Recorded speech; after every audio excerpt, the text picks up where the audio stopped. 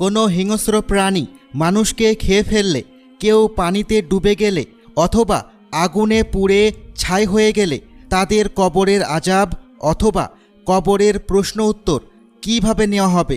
কারণ তাদের তো কোনো শরীর নেই।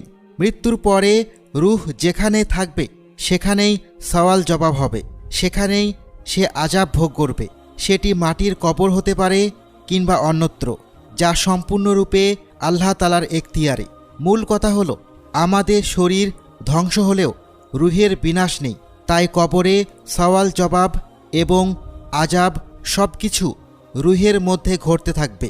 ধরুন আপনি একটি খারাপ স্বপ্ন দেখছেন, কেউ আপনাকে স্বপ্নে আঘাত করছে, তখন দেখবেন আপনি স্বপ্নের মধ্যেই ভীষণ কষ্ট পাচ্ছেন, অথচ বাস্তবে আপনার শরীরে কিচ্ছু হয়নি, কিন্তু আপনি স্বপ্নে কষ্ট পাচ্ছেন।